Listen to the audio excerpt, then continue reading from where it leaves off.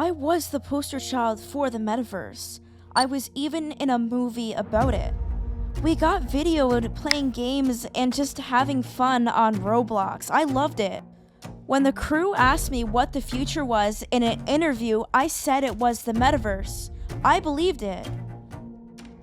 Fast forward 15 years, and those same worlds are putting my friends on the street. Social media company Meta is set to trim its workforce. Roblox is getting banned in multiple different countries. That we are seeing slowing growth here.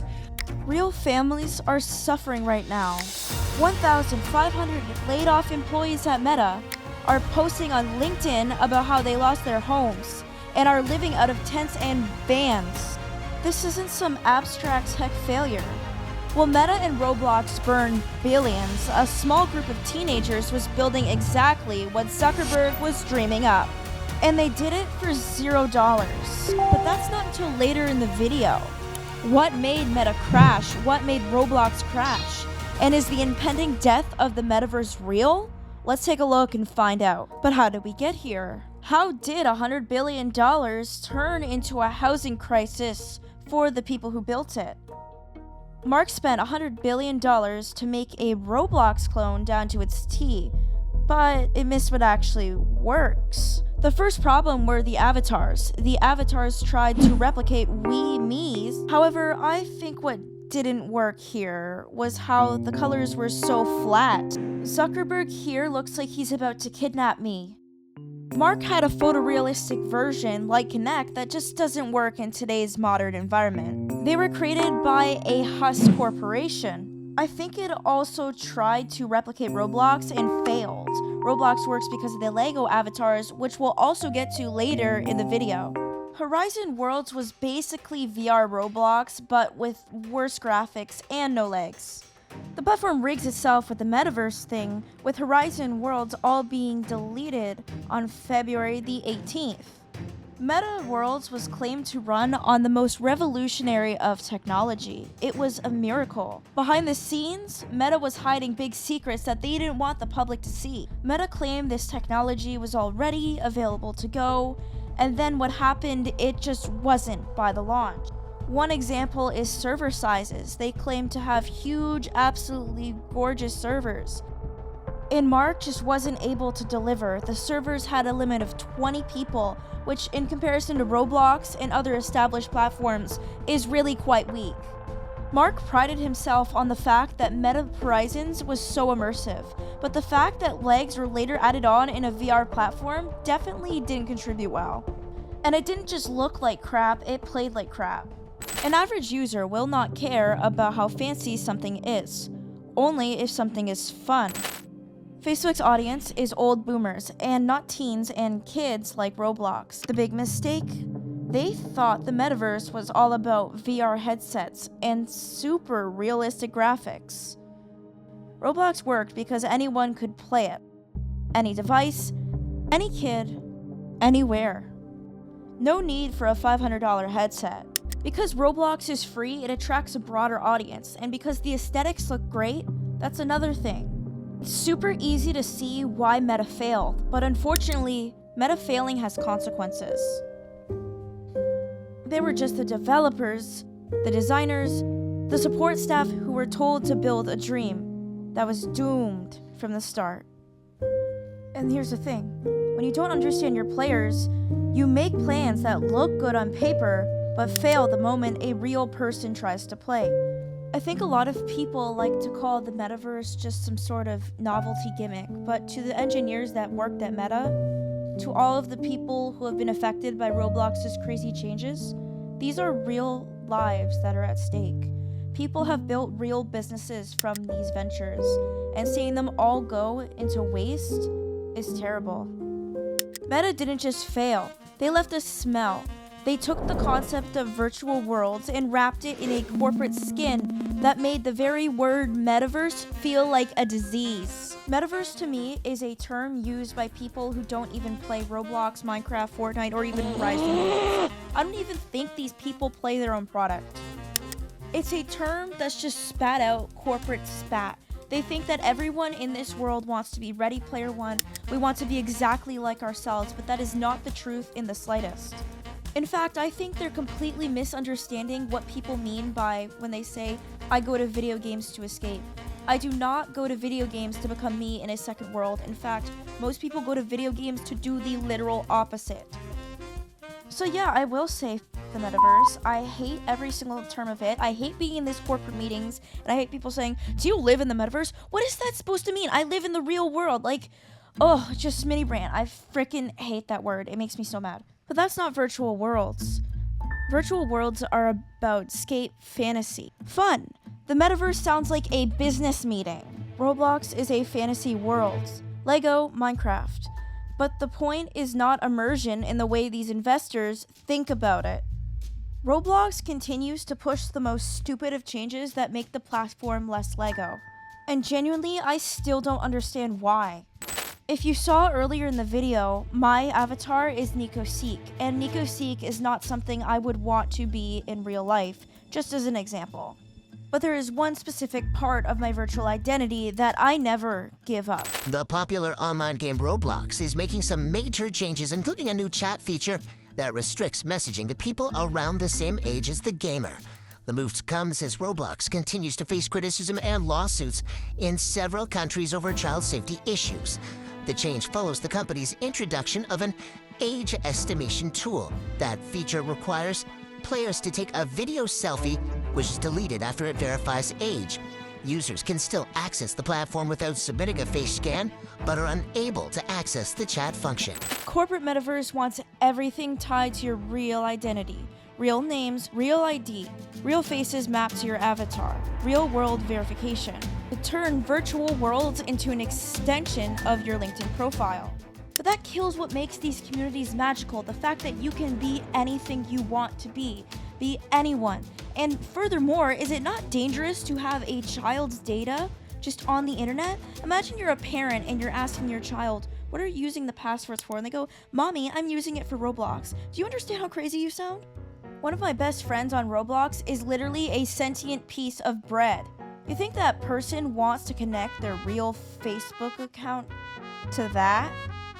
Like, a lot of us aren't who we say we are online. I am not a cat with ears, and my audience is also not actual Lego people in real life. In fact, this game I'm playing, Skibidi Champions. Look at this. I'm going to target this yellow noob-looking character, yellow-looking character in a toilet. This is what we're dealing with. I think the definition of fantasy is really misunderstood in this context. They think we want the fantasies to become real. No, actually, we just want to live as these things in virtual worlds because it's silly, plain old fun, and just fun to have. The appeal isn't realism. The appeal is being something you're not, something impossible, something fun. And the moment you force people to tie their virtual identity to the real one, you destroy the entire point. You kill the creativity. You kill the freedom, where everyone's performing for their future. Here was one change that Roblox announced absolutely years ago called Rthro. And this dev forum article explains what this forum change was. They basically explained that more body types were coming to Roblox. You can see in this here, there's another body type, there's another body type, there's another body type. And then there's still this down here, which is the classic body type that everyone likes. Unfortunately, when it was filled with these body types over here, players were not happy and they freaked out. There was a bunch of YouTubers who made videos about how this was going to be the end of Roblox. Well, unfortunately, I should have listened to them. I think I doubted these YouTubers a lot at first, which was unfortunate, but whoop-de-ding-dong, what can you do? Developers will have control over the scaling abilities, right? This is a normal Roblox avatar, but you can change it to be skinny and humanoid, and people are like, I don't want that because it's not Lego. This is one of many examples that disconnect between corporations and actual users. The Roblox corporation kept pushing VR, even though less than 2% of Roblox users cared about it.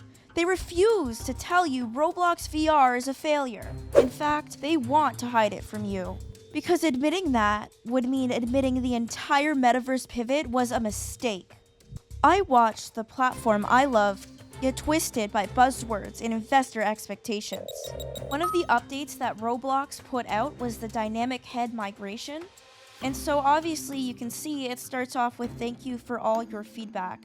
which in itself is already not a great sign. That means people had a lot of feedback to say.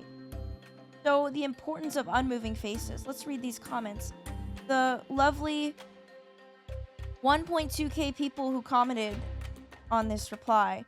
And they say, we as players have rejected this change and will continue to reject it, finding every way to bypass this slop until you make it completely impossible. Oh my god, please stop. We don't care. We just want the 2D faces like it's been for the last 20 years. Stop pushing this tech on us. We, the players and developers, hardly give a crap about how much money was burned creating this tech nobody uses, which is for a reason. 2D faces are just much better. This is a very strange change to make to the platform. A lot of users simply do not like the dynamic faces and heads and prefer the classic Roblox aesthetic. How can revoking options and choices be to empower self-expression? This feels counterintuitive. Removing options that does not expand expression, it limits it. This will be Roblox in 2028.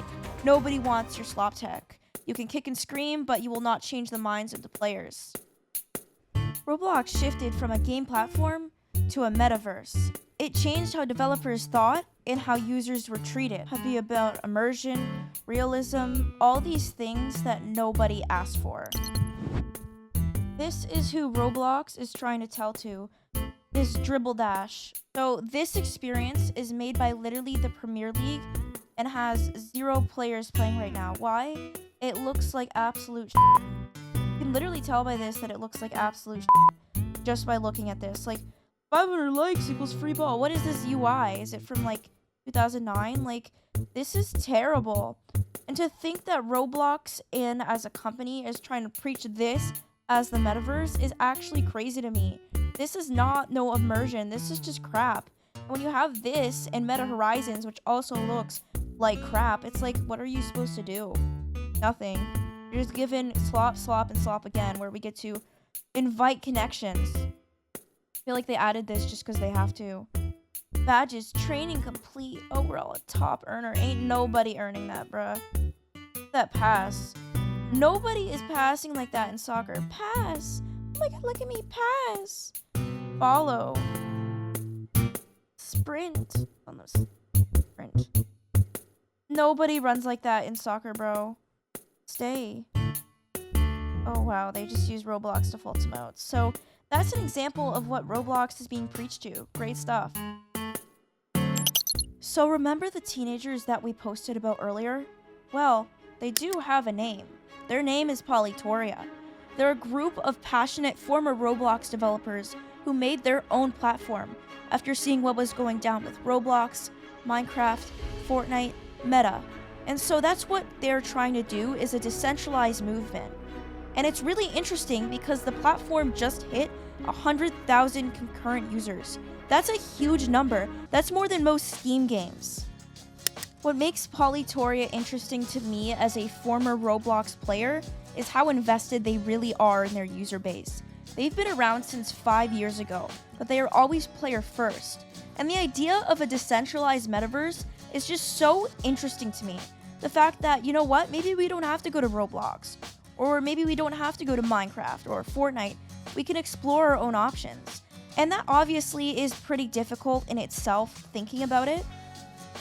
Because it's like, how are we going to exactly move, right? All of our assets are on there. It doesn't really give creators another option. So when things like Meta Horizons shut down and Roblox shuts down, people don't have another option, which is why you need to diversify your income source.